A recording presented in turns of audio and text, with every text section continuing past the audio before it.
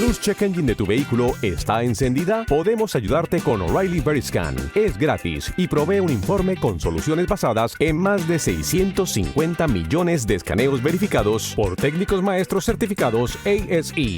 Y si necesitas ayuda, podemos recomendarte un taller. Pregunta por O'Reilly Veriscan. O'Reilly Auto Parts. 7 billones de dólares a la economía mundial. Toda vez que existen riesgos, Más del 90% son MIPYMES, que generan 80%. Dame 20 minutos de tu tiempo y yo a cambio te daré información sobre los temas más relevantes en materia de comercio exterior, fiscal y aduanas con un toque humano. Y hagamos un trueque, un podcast de TLC Magazine México. Hola, ¿qué tal? Muy buenas tardes. Bienvenidos a una edición más de Hagamos un Trueque, un evento de TLC Magazine México.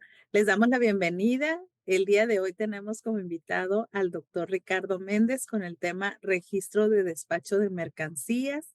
Bienvenido, Ricardo. Buenas tardes. ¿Qué tal? Buenas tardes a todos. ¿Qué tal, Lupita? ¿Qué tal? ¿Y qué tal? Bienvenidos también los panelistas. Ya se incorporó el maestro Héctor. Bienvenido. Y bueno, todos los que siguen llegando, ya sabemos que los trueques siempre nos dan mucha información y también cuando Ricardo es un consentido, que les gusta mucho toda la información que presenta. Por cierto, tendremos un taller el día 29, la próxima semana, bueno, en 2 semanas, sí, es la próxima semana, ya el 29, y va a ser en cumplimiento en normatividad aduanera 2025 para todos aquellos que están interesados en los cambios, los últimos decretos, todo lo que hubo, pues estará el doctor Ricardo Méndez ahí con nosotros. Muy bien, pues me voy a permitir presentar la semblanza del doctor Ricardo Méndez. Actualmente, él es director de consultoría en TLC Asociados y socio de Training College. También es certificado en diversos ISOs como 37001, 37301. También como perito en compliance por el Instituto de Oficiales de Cumplimiento, ISO 31000 también, 31022 y 37301.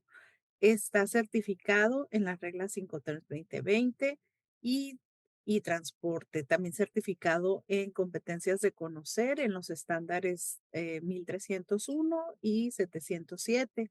Es conferencista, profesor de asignatura a nivel licenciatura y maestría en diversas universidades en Baja California, instructor autorizado para impartir cursos de capacitación por parte de la Secretaría del Trabajo y Previsión Social. También está presente en nuestro diplomado de Comercio Exterior, Aduanas Fiscal y Cumplimiento con varios módulos y también pues es articulista de temas aduaneros y comercio exterior en TLC Magazine y otras revistas especializadas, autor de más de 8 libros relacionados con la materia aduanera y el comercio exterior. Pues muchas gracias a todos los que se siguen uniendo y pues le cedo la palabra al doctor Ricardo.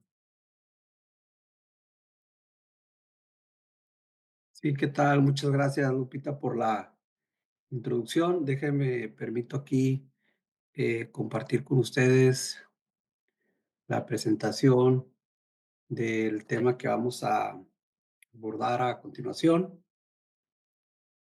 A ver si creo que ya se debe estar viendo por ahí. Sí, ya la vemos. Excelente.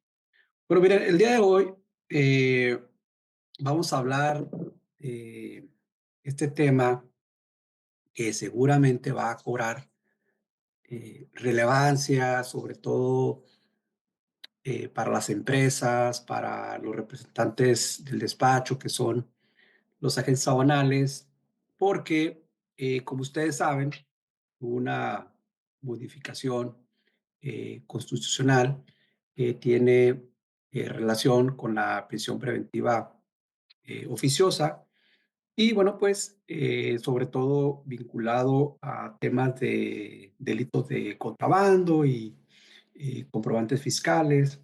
Entonces, creo que el registro de despacho de mercancías será, como lo ha venido siendo hasta el momento, una alternativa para, de alguna forma, disminuir el impacto que obviamente esa reforma constitucional en materia penal va a generar.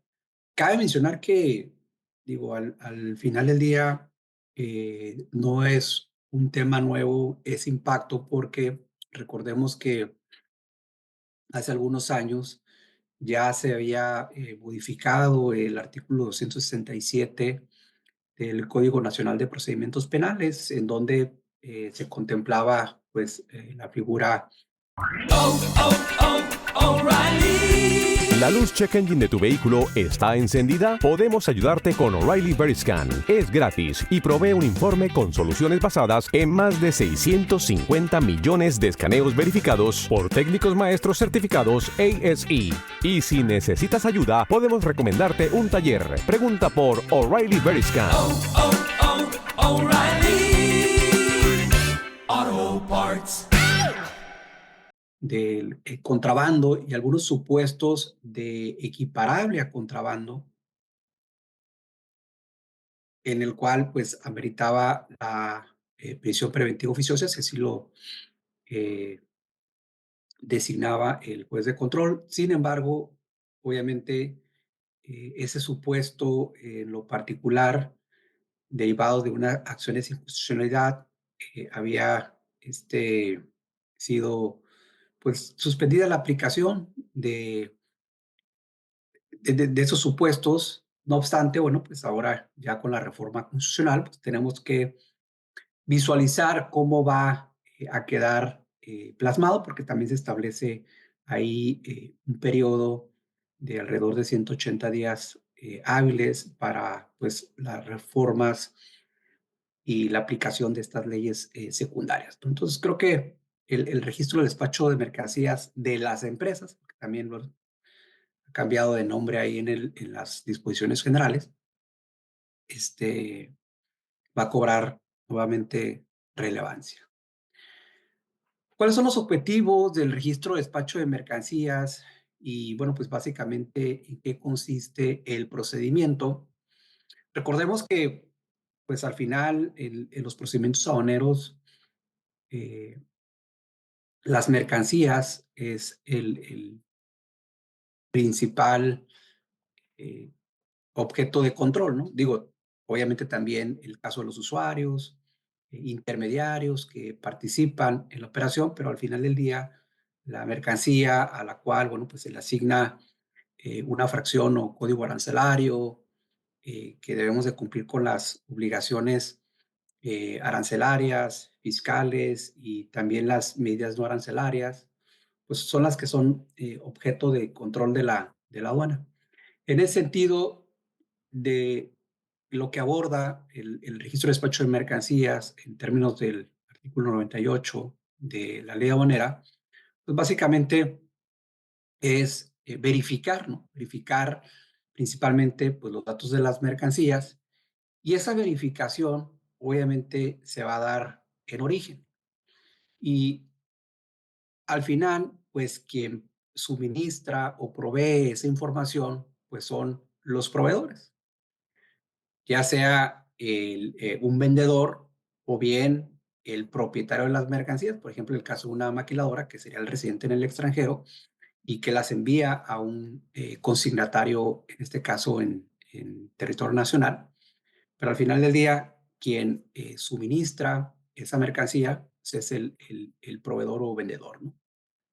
Y una parte importante es el tema de la responsabilidad. Es decir, sabemos que en la operación aduanera, sobre la información y documentación que se maneja, hay una responsabilidad directa, que es quien realiza la operación, importador o el exportador, pero también hay una responsabilidad solidaria, que viene siendo de manera indirecta por parte del representante legal del despacho.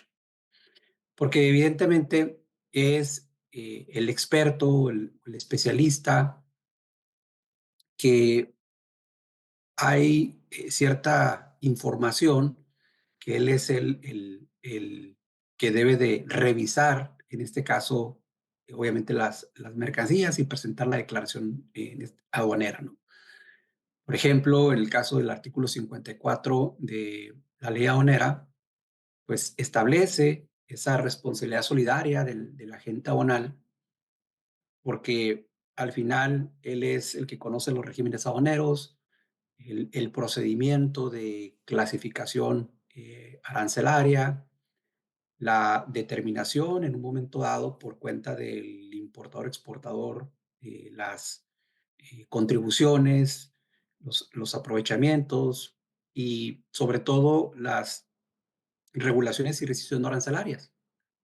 No obstante, pues por parte del importador, en el caso particular de este esquema, evidentemente es el que debe de, si bien proporcionar la información y documentación, esta pues debe de ser veraz, ¿no? Debe ser real y obviamente no ser falsa o que tenga datos inexactos. Debe ser verdadera, ¿no? Entonces, obviamente, dado ahorita, sobre todo en que incluso han incluido en el anexo 5 de las reglas generales de comercio exterior, ustedes saben, ¿no?, que el agente aduanal puede ser también responsable de las infracciones y sanciones que se cometan al ser el especialista, el experto que participa en la operación. Pues en ese sentido, al tener esta certificación, el importador, pues obviamente el agente aduanal ya no sería el responsable solidario, únicamente sería el importador. Obviamente estamos hablando para efectos aduaneros, ¿no? Porque también hay ciertas responsabilidades en materia mercantil o civil que pudiesen presentarse, pero aquí estamos analizando desde la perspectiva que establece la normatividad aduanera, en donde el agente aduanal pues ya no sería responsable porque pues está partiendo de que el importador, como se encuentra certificado con esta autorización especial, pues evidentemente la información que está suministrando pues es real, ¿no? Les digo, es verídica y bueno, pues en este sentido ya sería responsable directamente el importador. Ahora, déjenme platicarles que este esquema no es nuevo, ¿eh? O sea, no es así como que de hace 10 años, de hace 20 años, ¿no? Este esquema prácticamente data de los 90. Obviamente tenía un diferente nombre, Registro de Despacho de Mercancía de la Industria, y pues ahora es de la empresa. Obviamente se han modificado lo que vienen siendo las obligaciones, los requisitos para solicitar esta autorización, pero de alguna manera se ha mantenido básicamente el tema de los beneficios y que al final del día, o sea, para todos los que estamos inmersos en todo lo concerniente a cumplimiento y que siempre hemos solicitado a la autoridad que mantenga estos esquemas de facilitación, pues este es uno de ellos y aplica básicamente para aspectos que tienen que ver con sanciones, como ahorita lo vamos a ver, ¿no? Pero aquí la pregunta es, ¿quiénes pueden solicitar básicamente este registro? Y bueno, de entrada pues, tenemos las empresas IMEX. A las empresas IMEX es interesante porque no se le establece un monto de operación. O sea, puede ser una empresa IMEX chica, mediana, grande. Y en el caso del Instituto Automotriz Terminal. Para lo que viene siendo el Instituto Automotriz Terminal está interesante, sobre todo el, el- el ofrecer este esquema porque no lo regula propiamente la normatividad aduanera, sino que se hace de manera interna en el manual de operación aduanera. Vamos a encontrar que a la industria automotriz terminal se le ofrecen todos los beneficios sin tener una autorización o que haya hecho una gestión para obtener este registro, sino simplemente por el hecho de tener la autorización de industria automotriz terminal, va a gozar de estos beneficios. Ahora, para las empresas importadoras, una empresa que no sea industria maquiladora, que no sea automotriz, pues obviamente tiene que realizar un volumen de operaciones. Bien, estamos hablando de 154.928.940 pesos. Digo, el monto va variando a veces año con año, pero normalmente es una cifra de esta cantidad. Oh, oh, oh, O'Reilly. ¿La luz check engine de tu vehículo está encendida? Podemos ayudarte con O'Reilly Veriscan. Es gratis y provee un informe con soluciones basadas en más de 650 millones de escaneos verificados por técnicos maestros certificados ASE. Y si necesitas ayuda, podemos recomendarte un taller. Pregunta por O'Reilly Veriscan. Oh, oh, O'Reilly. Auto Parts. Entonces, a excepción de lo que viene siendo la empresa Cimex y la industria automotriz, o sea, no es para cualquier usuario, ¿no? Aunque sabemos también que en la práctica, pues no hay muchas empresas autorizadas con ese esquema. Ahorita lo vamos a ver, sobre todo porque tienen que presentar y hacer un cálculo sobre el margen de error de aquellas operaciones que hayan realizado y de las cuales hayan sido objeto de un acto de autoridad. Y bueno, también, por ejemplo, está limitado para lo que vienen siendo las empresas de mensajería desde hace bastante tiempo, ¿no? No pueden aplicar a este esquema. Sabemos que ahorita también las empresas de mensajería están siendo sumamente controladas y bueno, pues ya desde tiempo atrás no se ha permitido que las empresas de mensajería opten por la aplicación de estos beneficios. Aquí vamos a hacer un repaso de manera breve y sobre algunas acciones o medidas de control que deben de tomarse en consideración. Y vale la pena mencionar que si son, por ejemplo, empresas que cuentan con la certificación de IBJEPS o que tienen la autorización del operador económico autorizado, pues ya de alguna forma están acostumbrados a controlar cierta información, ciertos datos y que muchos de ellos son muy similares. Entonces se van a familiarizar, ¿no? Recientemente hubo cambios en las reglas. Recordemos que se publicaron el 30 de diciembre del 2024, estas reglas generales de comercio exterior para el 2025. Sin embargo, también hubo unas modificaciones en la segunda resolución, pero de las reglas aplicables para el 2024, que básicamente se mantienen en esas disposiciones, pero una en particular sobre la ficha de trámite, pues cambió de numeral o numeralia en estas nuevas disposiciones. Entonces, pues las empresas interesadas pues tienen que cumplir los requisitos de la ficha de trámite 60 LA. Vamos a ver también que esta ficha, porque anteriormente teníamos como 3 documentos distintos, era la solicitud, la renovación y los avisos de modificaciones. Entonces, en la ficha, pues prácticamente se concentran estos 3 procedimientos, que es la solicitud, la renovación y modificaciones que tengamos que realizar, ¿no? Entonces, del lado derecho, ustedes van a ir viendo básicamente cuáles son, les digo, estas acciones o medidas de control que se pueden tener, ¿no?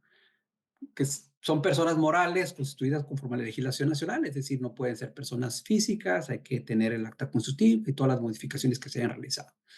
Estar al corriente del cumplimiento de las obligaciones fiscales y aduaneras, que esto pues es básico.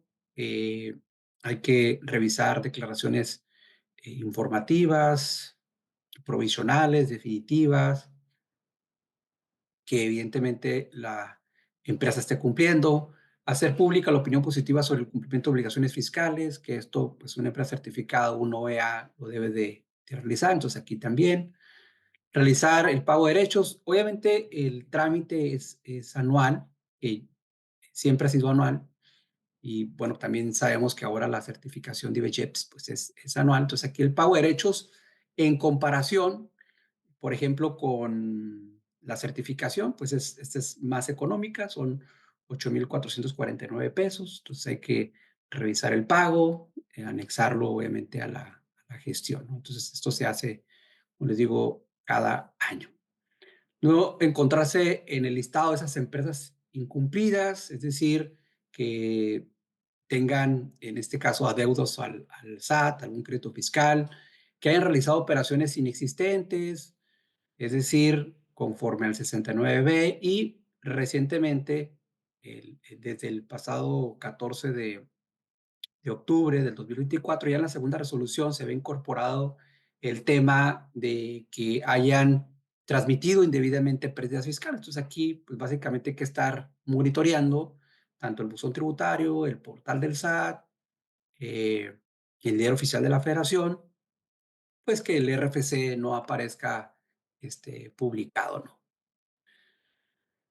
Tener los certificados digitales vigentes, esto es básico para que puedas accesar, pues, a presentar avisos, a presentar el cumplimiento de tus obligaciones y que no haya sido suspendidos durante los últimos 12 meses, ¿no? Contar con el medio de contacto actualizado del buzón tributario, que básicamente aquí nos piden correo electrónico, número de teléfono del contacto, que bien puede ser el representante legal, el contador, el área de aduanas. Y ya habíamos visto el monto, de hecho, se había modificado para hacer referencia a fundamentos legales, porque sabemos que esto se establece en la ley aduanera. Sin embargo, les digo, cada año se pueden actualizar los montos y bueno, pues ahora que se publicó el anexo 13, que ahí es donde vienen las cuotas, los montos que se actualizan a la ley aduanera, bueno, pues ahí se mantuvo ese monto en particular. Pero esa obviamente sería para aquellos importadores que no son empresa IMEX, porque si es una IMEX, si es un sujeto motriz, pues no tiene la obligación de cumplir con esos montos. También, por ejemplo, deben de anotar o asentar en la solicitud las patentes de los agentes aduanales con los cuales van a realizar gestiones. eh, y esto, bueno, pues aquí es importante porque esa es una obligación que se incorporó desde el pasado 14 de octubre, en donde deben de revisar los importadores que los agentes aduanales que los representan en el despacho pues estén cumpliendo con sus obligaciones fiscales.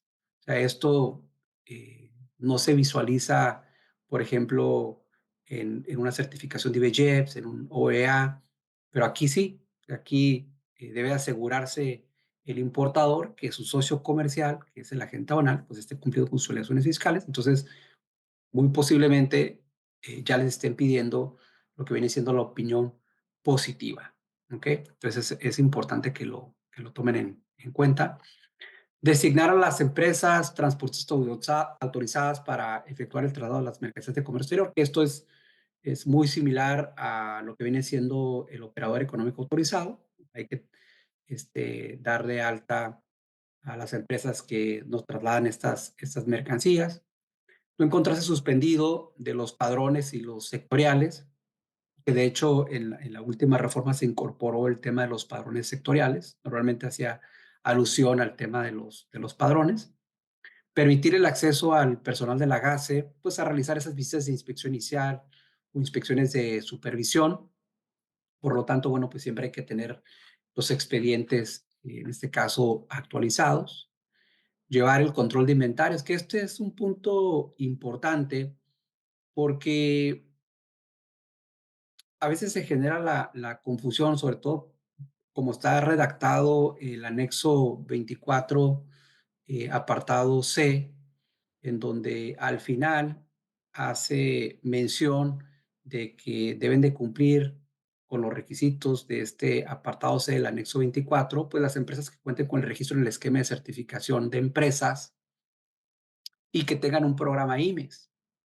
Entonces, realmente el anexo 24, pues está vinculado con el programa IMEX porque al final es las que van a realizar importaciones temporales y deben de acreditar, como lo indican los objetivos, el retorno de las mercancías o el destino que se le da a las mismas.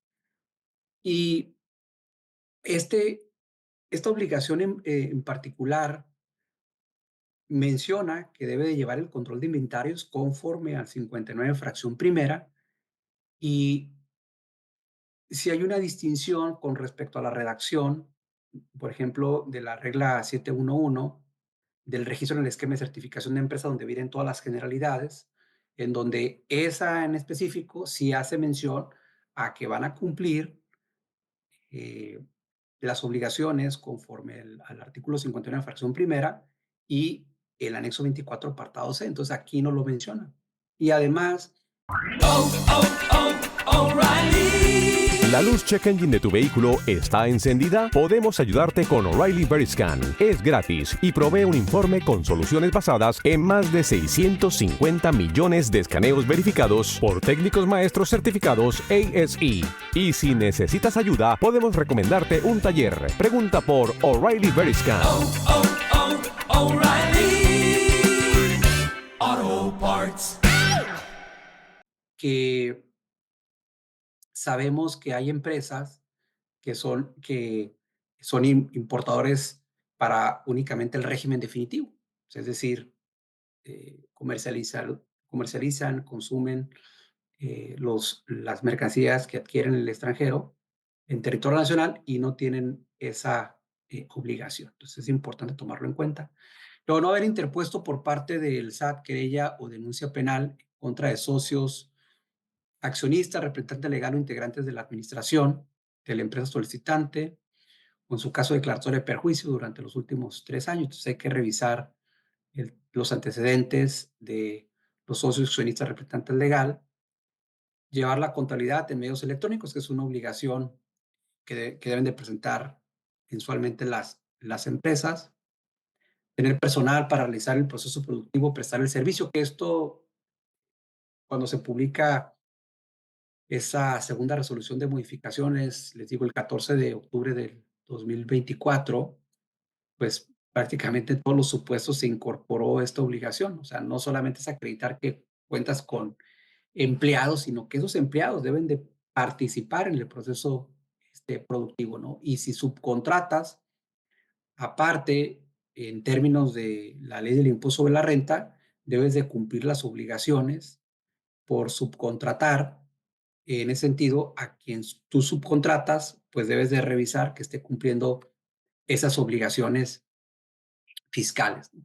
Tener registrados ante el SAT los domicilios en los que se realicen actividades vinculadas con el programa IMEX o actividades de exportación o cualquier otra actividad económica, que es básicamente el alta del domicilio fiscal, de los establecimientos, sucursales, bodegas, etcétera.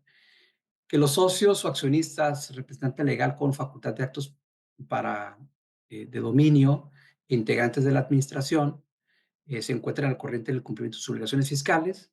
Aquí hay una parte interesante porque en específico hace alusión a lo que viene siendo el representante legal para actos de dominio. Sin embargo, desde sus inicios únicamente se solicitaba que el representante legal tuviese actos de administración. De hecho, en otro de los supuestos, por ejemplo, aquí se hace mención de que al representante legal, pues obviamente no debe tener alguna querella o denuncia penal, únicamente se refiere al representante legal, no hace esa distinción si con eh, facultad para actos de dominio o actos de administración.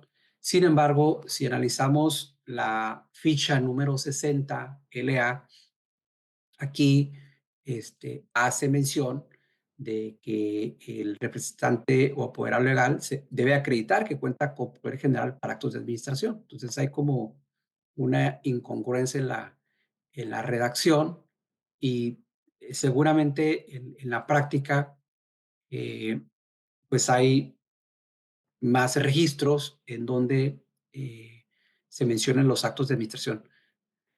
Yo consideraba que esto iba a ser a lo mejor alguna actualización con respecto a la fecha, con respecto a la ficha que salió anteriormente, pero no, se mantuvo. Y aparte, hay otra incongruencia, porque aquí habla que, por ejemplo, se va a hacer el pago de derechos, que ahorita también lo vamos a volver a ver este formato, hace alusión del pago de derechos, que evidentemente es aplicable a la solicitud, es aplicable a la renovación, pero también deja entrever como que si fuese para cuando se realice alguna modificación, lo cual pues no es correcto, ¿no?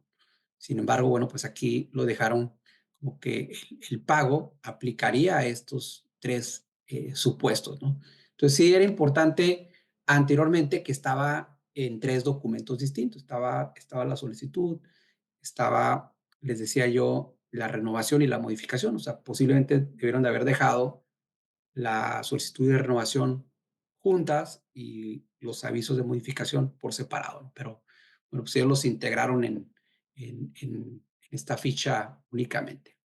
Entonces, ya una vez que se han cubierto todos esos requisitos, obviamente el plazo pues es muy importante. Ya desde hace algunos años se había aumentado el plazo porque era de 30 días, se aumentó a 60.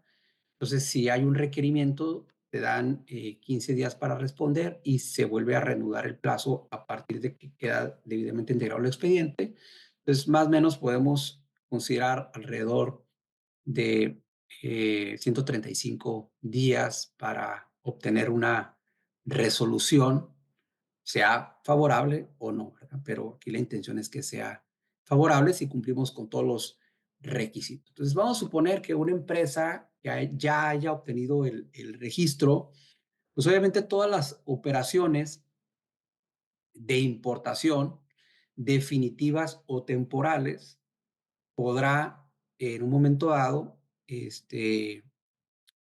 gozar de esos beneficios siempre y cuando declare el identificador REO. O sea, es como si eres una empresa certificada, pues debes de declarar el IC si eres de revisión, perdón, del operador económico autorizado.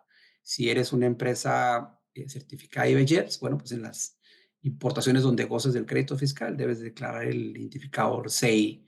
Si eres una empresa IMEX, en las importaciones temporales o retornos donde apliques el programa IMEX, pues debes declarar el identificador. Bueno, pues aquí también. Entonces, si eres una empresa que cuenta con esta autorización, pues obviamente hay que declarar el identificador, porque suele suceder que a veces los importadores, digo, se lo envían a su agente aduanal, pero a veces el tramitador no incluye el identificador.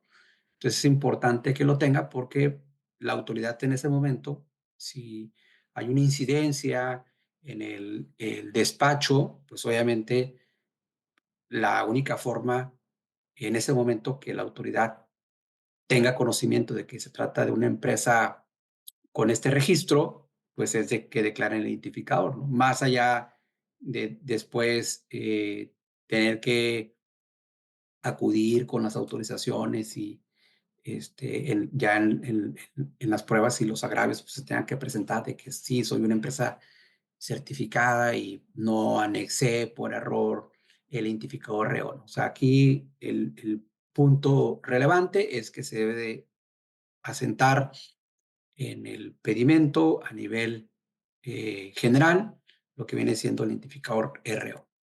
Bueno, entonces los beneficios en los actos de fiscalización. Aquí no es para todos los actos de fiscalización, ¿eh? O sea, básicamente son, por ejemplo, para reconocimiento aduanero, para visitas domiciliarias y verificación de mercancías de transporte, solamente para eso. Es decir, si hay una revisión electrónica o hay una revisión de gabinete o de escritorio, ahí no aplicaría este esquema. Ahora, también está limitado la aplicación de beneficios. Por ejemplo, es para la omisión de contribuciones de comercio exterior y las cuotas compensatorias.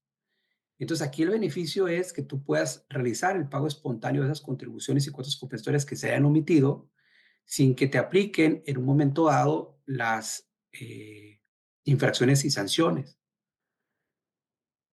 pero derivados de la omisión, o sea, que puede ser por mercancía excedente o por mercancía no declarada. Obviamente hay limitantes, ¿no? Si esa mercancía está sujeto al cumplimiento de una regulación o restricción arancelaria, obviamente sí va a aplicar, pero son solamente ciertas regulaciones o restricciones no arancelarias, como puede ser un permiso previo de Secretaría de Economía, una norma oficial mexicana. O sea, no es de que requería eh, autorización de la Sedena y eh, no lo voy a cumplir, no, pues ahí procede lo que establece el 151 de la ley aduanera, ¿no? Un embargo precautorio y se inicia el procedimiento administrativo en materia aduanera. O que requería una autorización por parte de COFEPRIS o por parte de Senacica. Entonces ahí no aplica este beneficio. También a veces se suele confundir porque, les digo, habla de la omisión de contribuciones a comercio exterior y al final tienes que pagar, o sea, la omisión, perdón, la contribución que estás omitiendo la tienes que pagar. Lo que no te va a aplicar en un momento dado es la sanción. Pero les decía, a veces sucede que, es que no me lo quieren hacer valer y ¿cuál fue la sanción? Es una multa de acuse de valor, o sea, de COBE, ¿no? La de 29,000 y tantos pesos, ¿no? Pues ahí no aplica. Ajá. Entonces también es importante te- tener en cuenta el alcance de estos beneficios, ¿no? Por ejemplo, en el caso de las CIMEX, pueden destinar las mercancías a importación temporal, es decir, tú puedes traer un excedente de mercancía y a veces lo que sucede es que, traes excedente, pues tienes que importarla de manera definitiva. Y tú dices, oye, pero es una mercancía excedente o no declarada, pero la quiero introducir bajo el régimen del programa IMEX. Entonces, aquí sí te lo permite.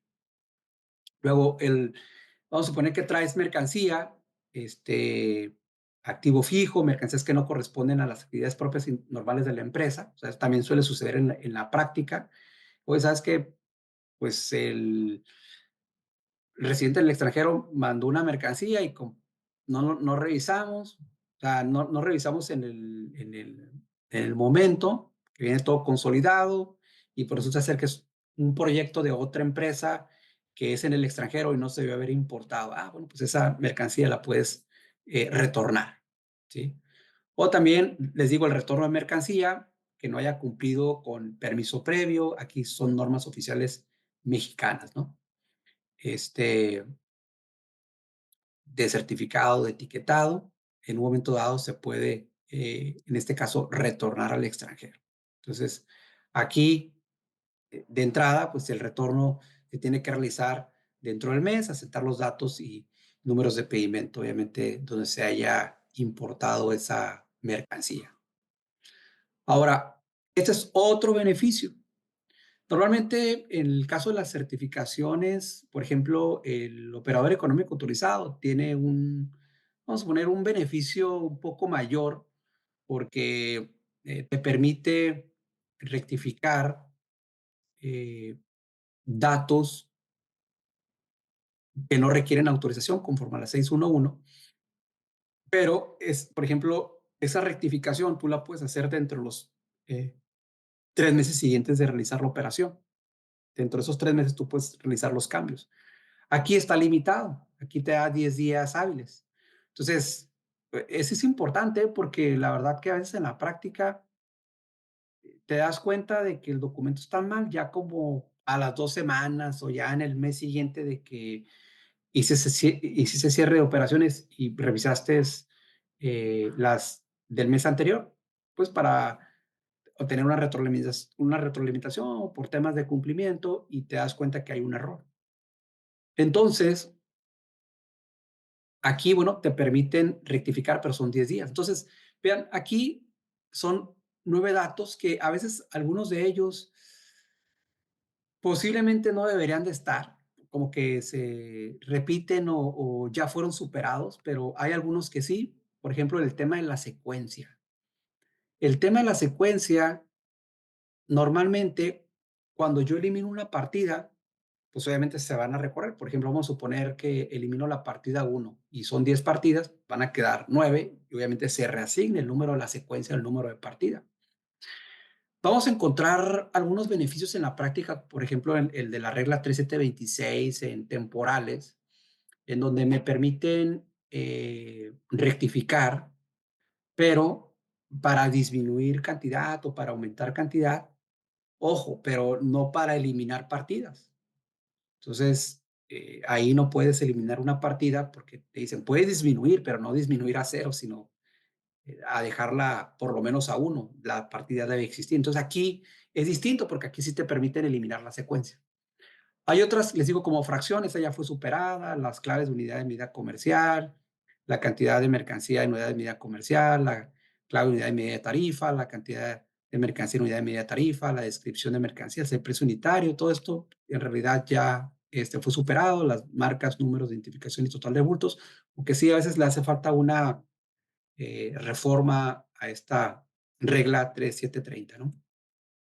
Ahora, el caso del operador económico autorizado tiene otros beneficios legales, pero también está acotado, por ejemplo, a bienes del sector eléctrico, el electrónico, el autopartes o el automotriz. Aquí hay un tema interesante porque, o sea, ¿cuáles son los bienes del sector eléctrico o el electrónico, en las autopartes? Digo, esto cuando tienes un programa, por ejemplo, de promoción sectorial, pues eres de un sector, pero no hay como un catálogo que me diga, ah, no, pues yo soy del sector eléctrico o el electrónico, ¿sí? Digo, posiblemente a lo mejor lo pudieses visualizar con el alta que haces en Hacienda, o si tienes un programa IMEX, pues a lo mejor está vinculado con la certificación, pero no es como que no hay como un listado en el que digas, yo o esas mercancías pertenecen a este sector, porque también incluso puedes tener varias líneas de diferentes sectores, ¿no? Pero bueno, este beneficio aplica cuando de entrada le toca desabanamiento libre, o sea, se le asigna desabanamiento libre, es decir, si le toca reconocimiento aduanero a las mercancías ya no lo puedes aplicar. Y también un punto importante es que no es aplicable el cálculo del margen de error del que vamos a hablar en un momento, el que se establece en el artículo 99 de lo que viene siendo la ley aduanera, ¿no? Entonces son varios temas ahí importantes. Sí, hay un tratamiento distinto con respecto a las importaciones definitivas, a las importaciones temporales. En el caso de las definitivas, pues vamos a suponer que traes mercancía excedente, te dice, ¿sabes qué? Pues vas a pagar las contribuciones y las cuotas compensatorias. Si el pago lo haces antes de los 30 días naturales, aquí vas a aplicar la tasa de recargos, la original, que es como alrededor de 0.98, que es la que está publicado en la Ley Federal de Ingresos. Pero si te pasas de esos 30 días, ya vas a actualizar y recargar pues, a la tasa del 21, que es la del 1.47. ¿Sí? Y en el caso de las importaciones temporales, aquí sí te permiten rectificar el pedimento de importación temporal. Vas a hacer el pago de una multa de 2,330 pesos, que es básicamente la de los datos inexactos. Y la operación la tienes que realizar dentro de los periodos de 30 días naturales, ¿no? Como establece la normatividad. Les decía, La excepción, sobre todo del cumplimiento de las regulaciones y restricciones no arancelarias, está limitado. O sea, solamente aplicaría para las NOMS, para los permisos previos de Secretaría de Economía, pero de ahí en fuera a otra regulación o restricción no sería aplicable, ¿no? Permiso de importación de la Secretaría de Energía, les digo, por parte de SADER, el caso de COFEPRIS, etcétera, ¿no? Ahí no aplicaría y se seguiría el procedimiento administrativo en materia aduanera. Ahora, el tema de las obligaciones, pues también es importante, ¿no? Porque de entrada tenemos dos. Primero, los requisitos por los cuales se me otorgó la autorización y luego, obviamente, las que surjan a partir de que haya obtenido la autorización. Entonces, de entrada, pues siempre debo estar cumpliendo con las obligaciones fiscales aduaneras. Si, por ejemplo, hay empresas que se hayan fusionado, escindido y resulta una nueva sociedad, se debe de presentar una nueva solicitud. Aquí sí hubo cambios, sobre todo eliminaron el de que si eran dos empresas que contaban con el registro, tenía que presentar un aviso, esa parte se eliminó, entonces es una facilitación que se otorgó a las empresas, ¿no? Y en el caso de otra obligación que es muy importante es básicamente la de dar avisos de modificaciones o adiciones. Aquí toda la que tenga que ver con denominación o razón social, el registro federal de contribuyentes, el caso del agente o apoderado, que todavía sigue, digo, lo pongo como tal, ¿no? Sabemos que hoy la figura es representante legal del despacho y el apoderado banal existe solamente aquellos que todavía cuenten con esa autorización, porque ya también desde hace varios años se eliminó esa figura y les digo, hoy en día es el representante legal del despacho conforme al artículo 40 de la ley aduanera, ¿no? Entonces, tema de transportistas, proveedores, vean, surtirá efectos el aviso al día siguiente de su presentación y en caso de existir un requerimiento, se debe subsanar en el plazo de 15 días y obviamente si no se corrige tal situación, pues se va a tener como no presentado. Y aquí tenemos un tema interesante con respecto a la presentación de avisos, sobre todo, porque vamos a tener el formato de antes, el B5, que obviamente se supone que todos son electrónicos, y actualmente la ficha, ¿no?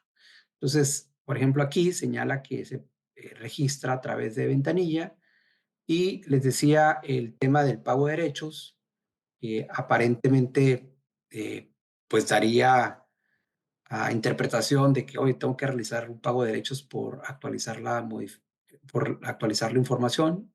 Yo soy de la idea que no, pero está confuso porque se incluye todo en un mismo documento y a veces quedan las dudas sobre las obligaciones, todas esas obligaciones que este, estamos analizando y que muchas de ellas se incorporaron el 14 de octubre del 2024. Y obviamente, de igual manera, ¿no? Para 2025, por ejemplo, si alguna empresa continúa vigente con su autorización que haya gestionado antes de octubre del 2024, pues aquí, en este caso en particular, pues debemos de atender a lo que establece nuestra autorización. Y por eso les quise poner este transitorio del 13º, en donde básicamente se indica, ¿no? Pues que se va a cumplir y luego te remite a otro transitorio de la publicación del 14 de octubre del 2024. Y bueno, pues aquí señala que si yo soy una empresa que obtuvo el registro antes del 14 de octubre del 2024, pues yo voy a cumplir con esas obligaciones, es decir, con las anteriores. Si lo obtuve de manera posterior, pues ya voy a cumplir con lo nuevo. Por ejemplo, si tuve que renovar el 15 de octubre al 31 de diciembre, pues ya voy a cumplir en este caso con lo nuevo, ¿ok? De hecho, también se menciona, ¿no? Que aquellas empresas que hayan gestionado antes del 14 de octubre la autorización y obviamente la autoridad responde posterior al 14 de octubre, van a cumplir con las obligaciones de cuando presentaron la gestión, las que estuvieron, estas discusiones que estuvieron vigentes antes de que se haya presentado la gestión. Entonces es importante también tomarlo en consideración. Y esto aplica, de hecho, también para obligaciones del registro en el esquema de certificación de empresas. Bueno, la parte clave de implementación del cálculo del registro de despacho de mercancías. Entonces aquí pues, se va a tomar el ejercicio anterior, es decir, desde el primero de, bueno, del periodo anterior, ¿no? Porque yo les digo del 1 de enero del 2024 al 31 de diciembre del 2024, pero si alguna otra empresa obtuvo el registro en otro periodo, pues va a ser más corto, ¿no? El periodo que tenga que tomar en cuenta, ¿no? Pero aquí a manera de ejemplo, del inicio de año del 2024 al fin de año del 2024. Entonces, a más tardar el último día de febrero de cada año se debe de presentar este cálculo. Sin embargo, si hay contribuciones a pagar, debe realizarse a más tardar el 17 de febrero, que en este caso sería del 2025. Entonces hay que hacer el cálculo para saber si en un momento dado tengo que realizar el pago de alguna contribución. Miren, tradicionalmente, cuando se hace este cálculo, puede ser que no dé un resultado pagar. O sea, normalmente es lo que se visualiza en la práctica. Obviamente va a depender si la empresa estuvo en facultades de comprobación, si se le determinó algún crédito fiscal, si presentó rectificaciones, todo eso se toma en consideración. Aquí a lo mejor hay algunas empresas que consideran que no les conviene. Entonces, digo, para saber y tener certeza de que puede ser una alternativa que les puede ayudar, sobre todo lo tenemos que visualizar desde la perspectiva que en facultades de comprobación me pueden aplicar una omisión de contribuciones porque tengo mercancía excedente o mercancía no declarada, o porque no acredito la legal estancia, ¿no? Pues al final del día es tener mercancías no declaradas y derive la aplicación de una infracción, sanción y un delito, una pena. Entonces me va a servir esta certificación. Entonces, aquí lo que deben de hacer las empresas, pues es a lo mejor eh, en periodos anteriores, por ejemplo, 2023, 2024, hacer el ejercicio de decir, bueno, pues a ver, ¿qué resultado me hubiese dado si eh, tuviese la certificación? No, pues Entonces, esto ya puede marcar una pauta para decir, ¿sabes qué? Para el próximo periodo, pues sí lo voy a obtener este registro, ¿no? Tomando en cuenta, les digo, todos estos elementos. Entonces, aquí están las fórmulas del margen de error, en donde básicamente, les digo, es tomar en cuenta, por ejemplo, el monto total de las contribuciones y cuotas pagadas de manera espontánea, es decir, sabes que hice tantas rectificaciones para cumplir de manera espontánea. Acuérdense que de manera espontánea es cuando la autoridad no haya ejercido o notificado una facultad de comprobación, ¿no? Revisión de gabinete, visita domiciliaria, etcétera, ¿no? También debo de tomar en cuenta, en este caso, el monto de esas contribuciones declaradas en los pedimentos que no fueron objeto de reconocimiento aduanero, de visita domiciliaria, de verificación en transporte de mercancías en el ejercicio anterior, ¿no? De que sabes que pues no tuve el inicio de ninguna facultad de comprobación. Todo esto se toma en cuenta. Ahora, también es importante, por ejemplo, cuando habla de contribuciones y cuotas pagadas, sobre todo en el sector maquilador, porque a lo mejor yo puedo tener una declaración de forma de pago 21, puedo tener una declaración de forma de pago 5, entonces esas no se consideran pagadas. Las que son pagadas son las que son en forma de pago cero, o bien que es una forma de pago en el cual reduzco alguna contribución. Por ejemplo, en la forma de pago 12 de compensación, donde sí estoy pagando porque hay una reducción de un saldo a favor. Es importante también ubicar eh, las claves de las formas de pagos aceptables o los pedimentos. Lo que sucede es que a lo mejor sí, este procedimiento sí necesita una revisión, porque les digo, esto data de los 90.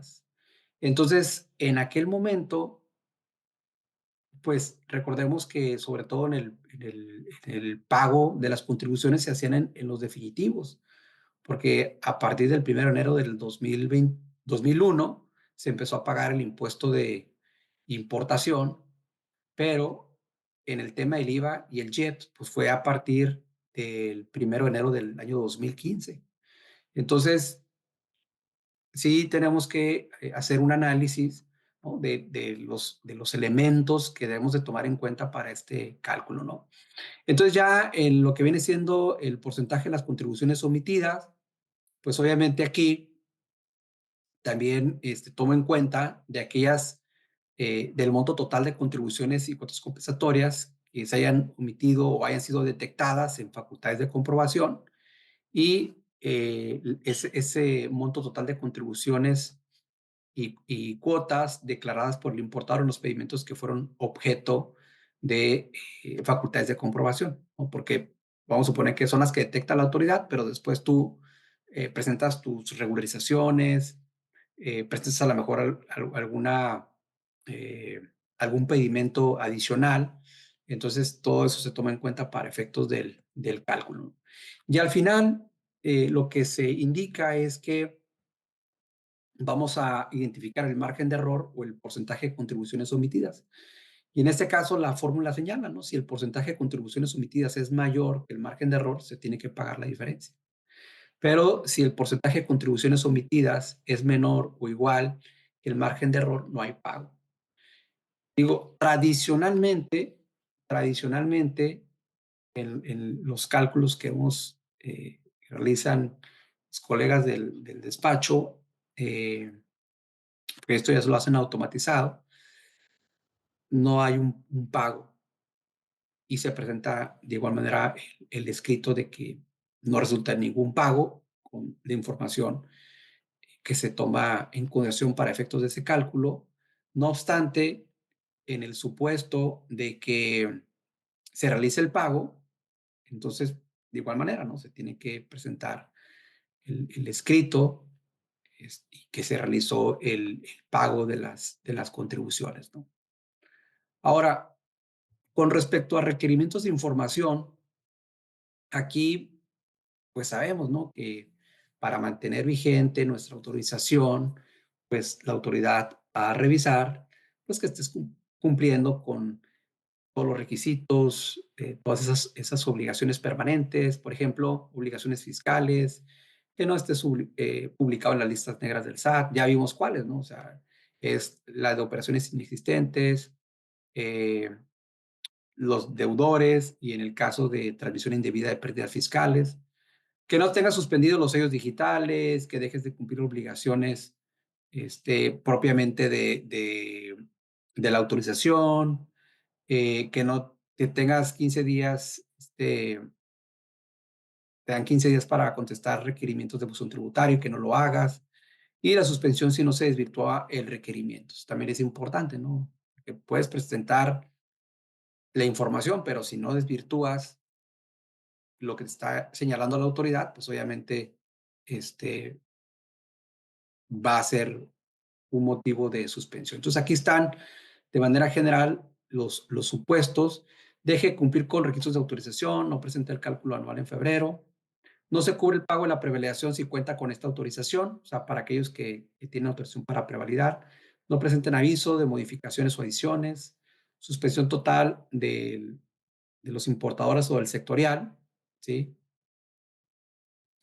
Aquí puede ser igual o mayor a 90 días interrumpidos, y en facultades de comprobación se detecte que eludió el cumplimiento de obligaciones fiscales, ¿no? Son algunos de los aspectos que va a estar revisando la autoridad.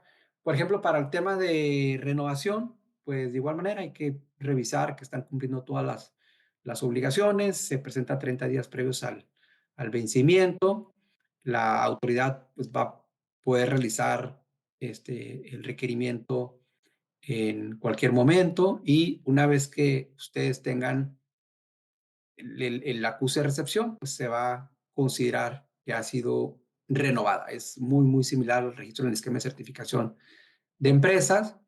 Y bueno, pues también hay causales de suspensión del registro de despacho de mercancías. Obviamente, vamos a tener, que si hay una resolución de inicio del procedimiento, se van a visualizar, bueno, pues cuáles son esas causas que motivan. De igual manera, se otorga el plazo de 10 días para ofrecer pruebas de alegatos que a su derecho convengan. Hay una revisión de la documentación e información, y la autoridad pues va a dictar resolución en el periodo de 4 meses, y la suspensión puede ser hasta por 6 meses. Básicamente es lo que establece la normativa. Y bueno, pues en términos generales, pues es lo que quise platicarles el día de hoy, ya que pues este mes y el próximo se debe estar trabajando con reunir toda esa información y documentación para, como les digo, en un momento dado, quienes tengan este esquema, pues van a tener que cumplir con la obligación de realizar el cálculo para determinar el margen de error, el porcentaje de contribuciones omitidas. Y digo, para los que ya están certificados, como les digo, va a ser una alternativa para poder reducir ese riesgo, sobre todo cuando la autoridad detecte que hay omisión de contribuciones, que les digo, puede tipificarlas como delito de contrabando, y de ahí ya se generaría el otro procedimiento, les digo, el de la prisión preventiva oficiosa, ¿no? Entonces, eso sería todo, y bueno, pues si hay alguna pregunta, este, aquí quedo, así que estoy al pendiente. Ricardo, muy interesante, ¿eh? Todavía creo que no nos han llegado preguntas porque están todavía tomando nota, pero muy interesante. No sé si quiere el maestro Héctor abrir su micrófono. Claro que sí, te Saludarte, agradezco. gusto saludarte, mi estimado, ya tenía Y tiempo que no te miraba. claro, no nos Bueno, que mirábamos no y bueno, platicaba porque sí te miro por ahí, por las pláticas. y por Facebook nos seguimos. Fíjate, Ricardo, de verdad te aprecio el que te has animado a tratar este tema, porque primero es un tema que tú atinadamente mencionas, que ya tiene mucho tiempo, este procedimiento de revisión en origen, el cual en un principio pretendió apoyar a las empresas con el objeto de agilizar su despacho.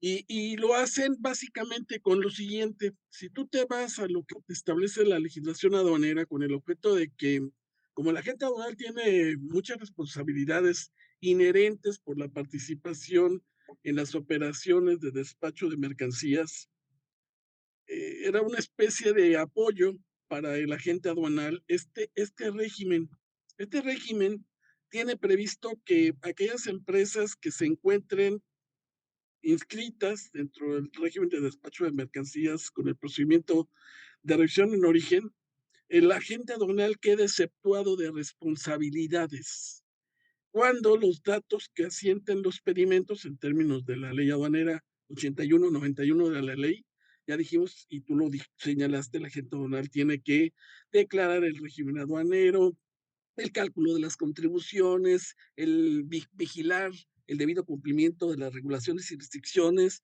Esto es lo que te señala la ley aduanera. y te establece, como tú también lo comentas, diversas hipótesis para quedar relevado de responsabilidad del agente aduanal. Una de esas hipótesis en donde el agente aduanal queda relevado de responsabilidad es cuando su despacho aduanero lo hace a una empresa que tiene el procedimiento de revisión en origen. Eso es básico porque se supone que en el régimen descansa en la confianza en la información proporcionada por el importador y este a su vez la operación descansa en la confianza que tiene en la información que le proporciona el proveedor. De tal forma que, ¿qué es lo que te ahorras? El previo, el 42 de ley aduanera. No hagas previo. Para un agente aduanal, no hacer previos, sumamente riesgoso, sumamente peligroso. Pero, repito, si tú a quien le estás efectuando el despacho tiene el registro, pues evidentemente la ley lo establece, quedó relevado de responsabilidad a condición de que la información que yo proporcioné en términos de 81-91 de la ley aduanera y demás disposiciones aplicables, lo haya efectuado con base en la información que me dio mi importador, mi cliente. Y ya, ese es algo interesantísimo. Sin embargo, no obstante esta circunstancia, llama la atención que es una, diríamos, una facilidad y un régimen que no ha sido debidamente aprovechado. Y yo creo que todo diste al final el quid del asunto. ¿Por qué razón? Hay empresas, muchas empresas desaprovechan este beneficio porque cuando tú haces tu cálculo de tu margen de error, entonces es lo que te establece el texto. Si tu margen de error del monto de contribuciones omitidas descubiertas por la autoridad es mayor, calcula la diferencia entre los que tú declaraste y lo que la autoridad te determinó y paga las contribuciones en una declaración anual. Entonces, pues, si estás hablando de una empresa que hace importaciones por miles y miles y miles de millones de pesos, esa expectativa o ese riesgo de que pudiera incurrir en errores y que el monto, aquí no se discute, es simplemente con que el margen de error sea mayor, te lleva al pago de contribuciones. Pero me encantó lo que comentaste. Yo he hecho cálculos con mis colaboradores y hemos encontrado que excepcionalmente surge margen de error que da lugar al pago. Wow, ese es un muy buen argumento de venta, ¿eh? Yo por ahí empezaría para poder invitar a las personas para que se inscriban. Y la segunda es a los agentes aduanales que despachen a esas empresas, pues también los invitaría a que sean mis coadyuvantes para convencerlas para que obtengan la certificación. Creo que esto es algo muy importante porque es como tú lo apuntas, un régimen que tiene muchos beneficios y que por desconocimiento no se han aprovechado, así que vale la pena que hayas tocado el punto y creo que dicen que el que tiene oídos que escuche, ¿no? Y que tiene ojos que vea, entonces creo que es una muy buena oportunidad para promoverlo.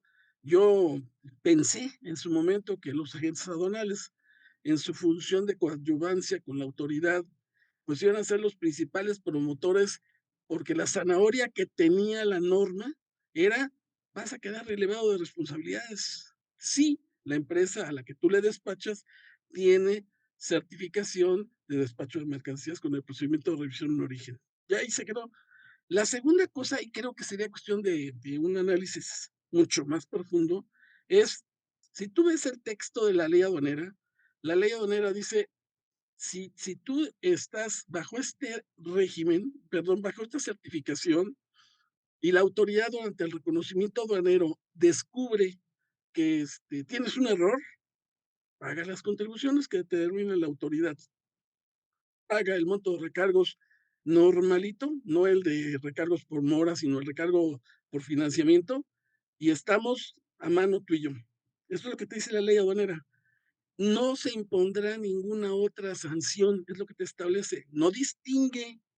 En donde se distingue el tema respecto de las regulaciones y restricciones no arancelarias es el reglamento de la ley aduanera. La ley no distingue, dice, no incurres en ninguna otra infracción. Entonces, cuando nosotros nos vamos al reglamento, te dice, oye, fíjate que pues sí incurres en aquellas que se refieren a permisos, autorizaciones, avisos, y tú dices, es muy riesgoso, inclusive hasta incurres en un ilícito de carácter penal y caes en el supuesto de equiparable al contrabando que te lleva al 19 de la Constitución, como tú atinadamente lo observaste al inicio de la charla. Y eso desincentiva a cualquiera, ¿eh? O sea, me queda clarísimo de que a nadie le interesa empezar un litigio en la cárcel, a nadie. De tal forma que eso sí está bien complejo. De tal manera que te reitero mi admiración por la forma en la que explicaste todo el tema, sumamente didáctico, muy claro, y Caracoles, a mí me vendiste la idea, así que si los demás lo escucharon, pues creo que también la pueden comprar. Muchas gracias por tu exposición. Gracias a ti, mi estimado, por la aportación, como siempre. Muchas gracias, maestro. Bueno, pues muchas felicitaciones que nos han llegado y sí, el material en el correo que se registraron, ahí les va a llegar. Pues bueno, entonces vamos a proceder a entregar el reconocimiento al doctor Ricardo.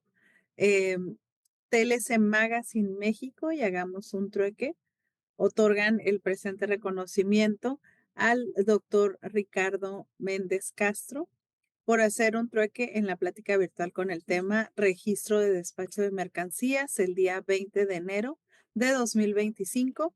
Lo firma nuestro presidente, el doctor Octavio de la Torre, y nuestra directora, la maestra Daniela Martínez. Muchas gracias a todos que se conectaron. Muchas gracias, Ricardo. Hemos llegado al final del trueque de hoy. Muchas gracias por acompañarnos. Esto fue Hagamos un Trueque vía Zoom, un evento de TLC Magazine México. Si te gustó esta plática, no olvides compartir cada evento con tus contactos, para que así continuemos esparciendo conocimiento y nos mantengamos actualizados. Encuentra todas nuestras pláticas a través de nuestra plataforma de educación en línea ingresando a www.tlcmagazinemexico.com.mx en la sección de cursos, donde podrás verlas nuevamente sin costo. Si estás interesado en algún tema específico, envíanos un mensaje a través de las redes sociales de TLC Magazine México y buscaremos un experto que pueda aclarar tus dudas. Esto fue Hagamos un Trueque.